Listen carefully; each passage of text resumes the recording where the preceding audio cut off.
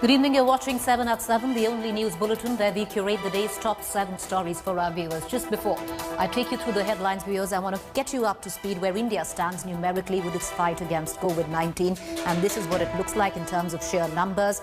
Total active cases right now stand at 4,53,401. We've seen till date 1,30,519 deaths. Break it down state-wise, Maharashtra continues to dominate with a total import of 85,363 active cases, recording one-third of the national death toll at 46,034. Kerala right now has overtaken even Andhra and Karnataka, standing at 71,046 active cases and has seen 1,888 deaths. Delhi is now jumped to the third position. The situation in Delhi is worrying for many, where the active cases right now are 40,128. Delhi has seen 7,713 official deaths recorded due to COVID-19. This data recorded till just about 20 minutes ago right here. While addressing a virtual summit of the Brazil, Russia, India, China, South African or the BRICS, Prime Minister Modi today said terrorism is the biggest challenge the world is facing. The Prime Minister, without naming Pakistan, issued a stern warning. Prime Minister Modi asserted that nations supporting terrorism should be called out and that such countries should be brought to book. Prime Minister Modi once again reiterated that there was an urgent need to reform UN Security Council and organizations like IMF, WTO, a point the Prime Minister made earlier while addressing the UN General Assembly. Both Modi and Xi once again come face to face virtually at the summit. Earlier, the 10th November too, both leaders had met virtually at the summit of the Shanghai Cooperation Organization. Covid vaccine उपचार, आतंकवाद आज विश्व के सामने सबसे बड़ी समस्या है। हमें यह सुनिश्चित करना होगा कि आतंकवादियों को समर्थन और सहायता देने वाले देशों को भी दोषी ठहराया जाए और इस समस्या का संगठित तरीके से मुकाबला किया जाए। भारत का मानना है कि यूएन सिक्योरिटी काउंसिल में रिफॉर्म्स बहुत ही अनिवार्य है। इस विषय पर हमें अपने ब्रिक्स पार्टनर्स के समर्थन की अपेक्षा है। यूएन के अतिरिक्त कई अन्य अंतर्राष्ट्रीय संस्थाएं भी वर्तमान वास्तविकताओं के अनुसार काम नहीं कर रहे हैं। WTO, IMF, WHO जैसे इंस्टीट्यूशंस में भी सुधार होना चाहिए। Meanwhile, Home Minister Amit Shah has slammed the political parties of Jammu and Kashmir who formed an amalgam called Gupkar Alliance. In a series of tweets, Shah said that the parties who heat up the Gupkar gang was seeking the intervention of foreign countries like China and Pakistan in a bid to restore Jammu Kashmir's special status, noting that the alliance members had even insulted the national tricolour. Shah asked Sonia and Rahul Gandhi whether they support such an anti-national global Gathbandhan. Shah was referring to the move of the Gupkar Alliance, where it has decided to fight the upcoming Jammu and Kashmir District Development Council elections together. Shah said that Gupkar Alliance wants to snatch rights to ensure to women, Dalits and backwards by the purge of Article 370. Remember, Mehbooba Mufti, who had refused to display Indian tricolour till the JNK flag is reinstated, has hit back at the Home Minister, asking if contesting elections in an alliance is also anti-national. The People's Alliance for Gupkar Declaration consists of 7 parties like the National Conference and the PDP. It was founded on October 15th to seek the restoration of Jammu Kashmir's special status. Mehbooba Mufti कहती हैं, जब तक कश्मीर का झंडा नहीं आएगा तब तक भारत का तिरंगा नहीं लहराएंगे। और श्रीमान फारूक अब्दुल्ला कहते हैं कि हम 370 को वापस लाने के लिए चीन का भी सहयोग लेंगे। पाकिस्तान से तो दोनों बातचीत की बात कर ही रहे हैं। तो आज आतंकवाद पर बहुत हमारी सेनाएं भारी पड़ी है, सुरक्षा भारी पड़ी है। आज वहां के लोग आतंकवाद से उबे हैं, अब लोकल टेररिस्ट नहीं आते, तो ये सब सारी खुराफात तो उसी के लिए की जा रही है। आज मैं एक बात यहां सोनिया गांधी जी से और राहुल गांधी जी से पूछना चाहता हूं, चूंकि आप इस अलायंस में हैं, जो कहा गया एनसी द्वारा कि चीन के साथ मिलकर अनुच्छेद 370 वापस लाएंगे, जो कहा गया टीडीपी द्वारा कि हम तिरंगे को हाथ नहीं लगाएंगे और किसी को हाथ लगाने नहीं, इसके पीछे हैं या नहीं है? आप इनको रिजेक्ट करते हैं या इनको सपोर्ट करते हैं? आप इन वाक्यों के साथ खड़े हैं या इन वाक्यों के विरोध में खड़े हैं? अब्दुल्ला परिवार, मुफ्ती परिवार पहले से ही देश विरोधी ताकतों के इशारों पर नाच रहा है और गुपकार गैंग में इन्होंने जम्मू कश्मीर के अलग अलग राजनीतिक दलों का जो गठबंधन बनाया है, ये पाकिस्तान और चीन के इशारे पर यह गुपकार गठबंधन बना है और पाकिस्तान और चीन के इशारे पर कांग्रेस पार्टी ने भी अब गुपकार गठबंधन में शामिल होकर देशद्रोह किया है और गुपकार गैंग का एक ही लक्ष्य है, जम्मू कश्मीर को बर्बाद करना, लहूलुहान करना। यहाँ पर गुपकार अलायंस नाम से एक संगठन बना है। खासकर पिछले 2 महीने से जितनी भी मीटिंग्स उन्होंने बुलाई, अभी कांग्रेस पार्टी का स्टेट लेवल का कोई भी नुमाइंदा उसमें शमूलियत नहीं किया है। जम्मू कश्मीर में डीडीसी इलेक्शन अनाउंस किए गवर्नमेंट ने और उसमें कांग्रेस पार्टी ने अपने सिंबल पर चुनाव लड़ने का फैसला लिया है। देश का होम मिनिस्टर देश को गुमराह अपने अपने तर्क उसको निकाले, मुझे नहीं लगता है कि ना वो उनके लेवल से ठीक है, ना ही कांग्रेस पार्टी उस तरह के किसी दबाव में आने के लिए तैयार है। Meanwhile, 3 days ago, Pakistan resorted to unprovoked firing near the LoC in Uri sector, killing several civilians and army jawans. India Today's Ashraf Bani has now visited the last village of Kamal Kot near LoC, which saw civilian deaths. Here's the full ground report. After the Friday ceasefire violation here on the line of control, most of the unexploded mortar shells are being destroyed by the special team of engineering regiment of Indian Army.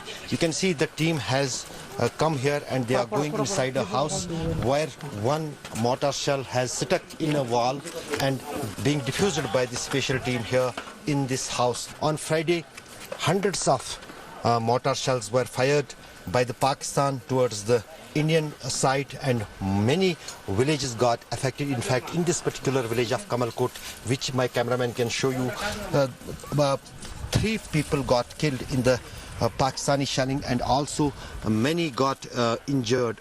In fact, it was a prayers time on Friday. Most of the people were in the mosque for the Friday prayers. Otherwise, the number of casualties could have much more.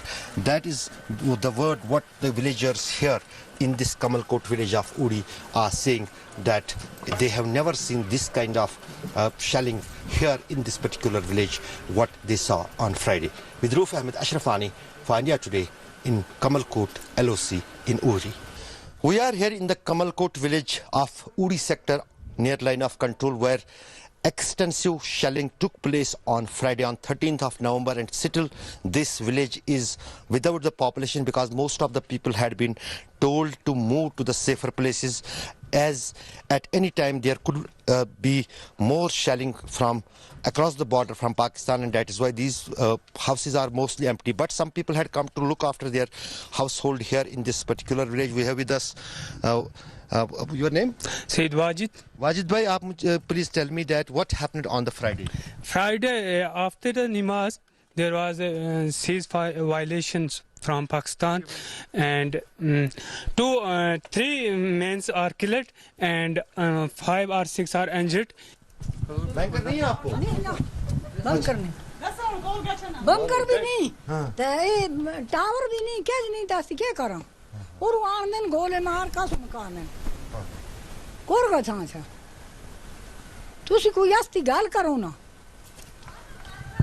So these remote villagers here in the Kamal Kot village of Uri in near line of control say that they do not even have the safety bunkers, which was the program of the government of India to construct the bunkers in the villages near line of control, and particularly in those villages which are always coming under the Pakistani ceasefire violation and shelling.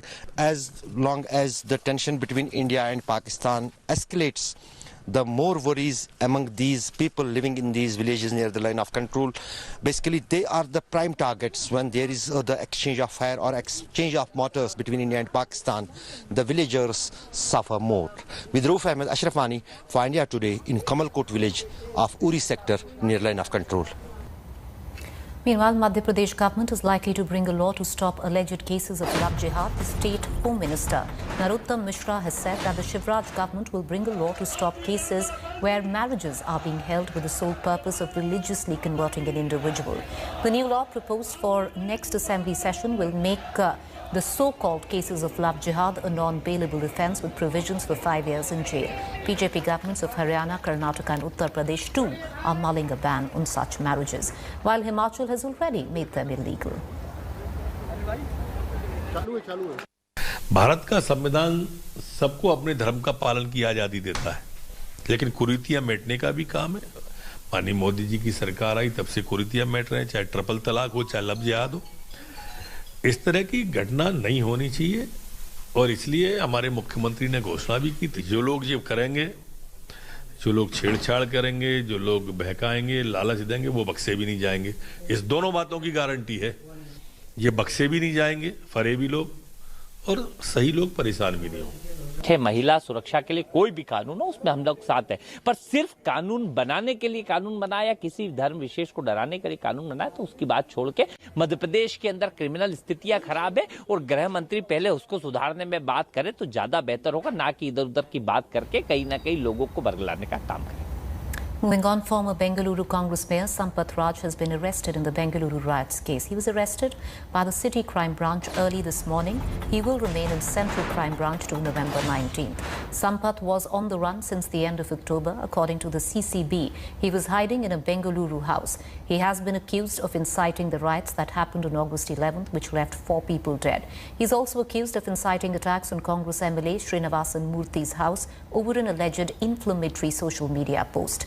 Karnataka Congress chief, though, has been calling the arrest a political conspiracy. Sampath has also been named in the preliminary charge sheet. The police recently arrested one of his aides, Riazuddin, who had helped him and another Congress corporator, Abdul Raqib Zakir, to escape. Special teams were made to arrest the absconding accused. In that, Sampath Raj, one of the accused persons who was absconding since 14th of last month, has been arrested yesterday night, and we have subjected him to very detailed interrogation, but still a lot of interrogation still needs to be done, and now we'll be producing him to the honorable court shortly and take further action. If he was innocent, he would have not even absconding. He is absconding. Now we have caught him. There will be further detailed investigations going on, and his arrest is a major development in the case, which will lead to the entire exposure of conspiration and the people who are behind it. BJP is trying to post this angle on the Congress party. No congressman has been involved. It is a personal differences there may be, but as far as Congress party is concerned, no one is been involved. Failed in protecting the people's property. So BJP government is insisting on the officers, and officers have yielded to it, and they have put this case on our leader. कानून प्रकार शिक्षा ಇನ್ನು charge sheet ಹಾಕಿದ್ದಾರೆ. ಈಗ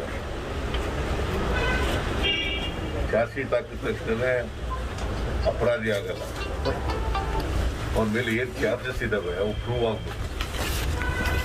ಕೋರ್ಟ್ನಲ್ಲಿ ಅವು prove ಆದಾಗ ಮಾತ್ರ ಅವನ ಅಪರಾಧಿ ಆಗ್ತಾನೆ, ಶಿಕ್ಷೆಗೆ ಅರ್ಥ ಆಗ್ತಾನೆ. ಅಲ್ಲಿವರೆಗೆ ಅವನ ಆರೋಪಿ ಆಗ್ತಾನೆ. So I will congratulate first media and police department and law. Today they have given who is the accused. They have given the justice. I am thinking. Okay. First I will congratulate for 3 media and police department and law. Okay. Who have made this mistake? They have arrested yesterday night. He is the main culprit. He have arrested yesterday. Meanwhile, right ahead of next year's assembly polls in Tamil Nadu, the main opposition DMK seems to be headed for a war of brothers. DMK patriarch M. Karunanidhi's elder son, M. K. Adagiri, is mulling a launch of his own political party. Speaking to India Today, M. K. Adagiri said that as of now, no such decision is taken, but confirms that any such move will be made only after holding discussions with supporters. Adagiri's independent course may impact younger brother Stalin's political future as chief of DMK. Meanwhile, possible names are doing the rounds that Adagiri may name his party as Kalaignar DMK or KDMK. It's also being learned that Adagiri may meet Home Minister Amit Shah when he visits Chennai on November 21st. Tamil Nadu BJP chief L. Murugan said that Adagiri is welcome in BJP. Remember, Adagiri was removed from the DMK in 2014 for anti-party activities and has been out of politics ever since. This move will be a big challenge to the DMK, especially because Adagiri is a famous personality in southern Tamil Nadu.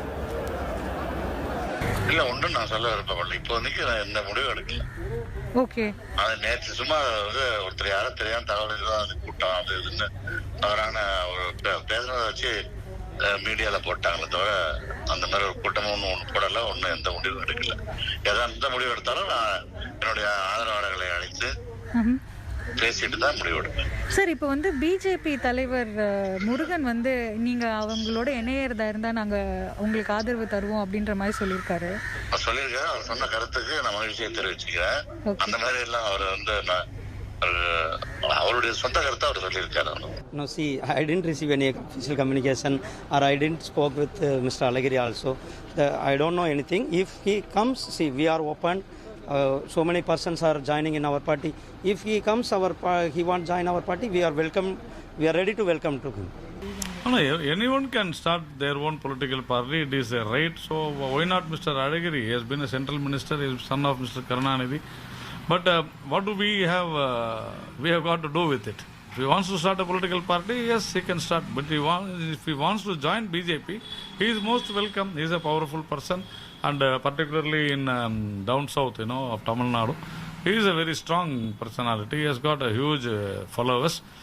So, starting a political party, anyone, they are welcome. Coming to BJP also, they are welcome. Welcome back. You're tuned into a fact check segment where we bust certain myths masquerading to be facts, especially on social media and WhatsApp groups.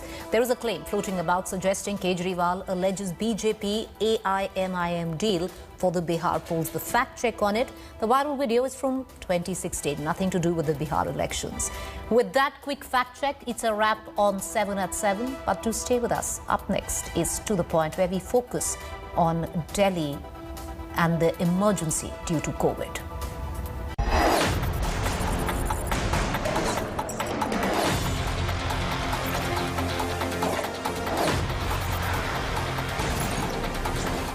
Hi everyone, Preeti Chaudhary here. Hope you like this video. For latest news and analysis, like and subscribe to the India Today YouTube channel. And don't forget to press the bell icon to stay updated. Thank you for watching.